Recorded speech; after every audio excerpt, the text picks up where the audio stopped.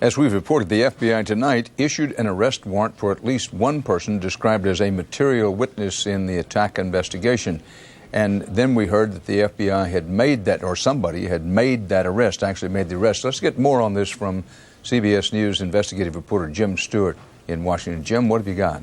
Dan, it's true. We apparently have our first official arrest in this case, but it's not clear what involvement this person had. The individual, who has not been identified, is being held in New York under a sealed material witness warrant, which technically means they have first-hand knowledge of the attacks. No further details are known about the suspect. Authorities have also distributed a watch list for 100 people they think may have information about the case. But the troubling headline that keeps emerging is that the more we learn about the 19 dead hijackers, the clearer it becomes that there could be more of them still undercover. Men like Mohammed Atta, who gave his age as 33 and a resident of Hollywood and Coral Springs, Florida. Atta is believed to be the pilot who flew into the World Trade Center's North Tower at 8:48 Tuesday morning. His colleagues were mostly younger men, virtually all in their 20s, and with names suggesting Saudi and Egyptian backgrounds, some with the last name indicating that they may have come from the same extended family if, in fact, they were not directly related.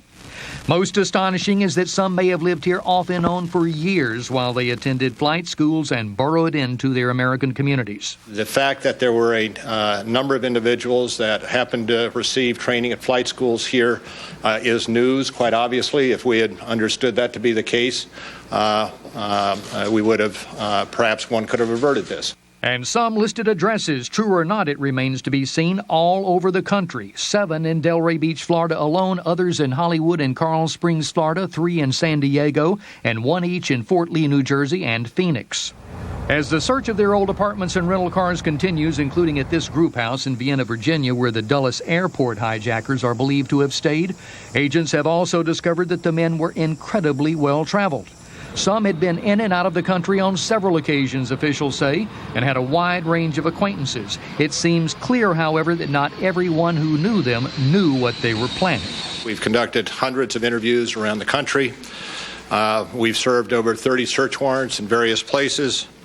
Hundreds of subpoenas have been issued. Some of those interviews have followed well-publicized and heavily armed interventions at airports as cases of mistaken identity and simple immigration problems caused more airport shutdowns. The FBI said it hopes to alleviate that problem. We have dispatched sent to the various major airports, FBI agents, teams of FBI agents, to assist in quickly resolving any incidents that may come up. Authorities also have 2 people in custody who are cooperating and may have significant information about the attacks, but clearly the most striking note of this day is that these hijackers were nothing less than sleeper terrorist agents who had apparently been planted in this country quite some time ago. And the only logical question to ask, Dan, is could there be any more of them? Dan? Jim, it's sort of popping up like pimples now. All kinds of reports of all kinds of targets of law enforcement officers and arrests, real and imagined. What do you know about all that? Well, we know that there have been reports on the Associated Press and in other locations that Atlanta, Georgia may have been targeted. There are now reports in some circles that other cities may have been targeted as well. I have tracked that down as best that I can, and I am told unequivocally that the source of that information is dead wrong. It is, in the words of one official, baloney. Dan? That includes the report about Atlanta being a target of the terrorists. Yes, sir. Jim, thanks. A day ahead of schedule because of President Bush's declaration of a national emergency, the USS Cole was put back in the water today.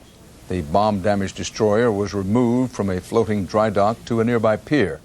Suicide bombers the U.S. has linked to Osama bin Laden attacked the ship last October in Yemen, killing 17 U.S. sailors.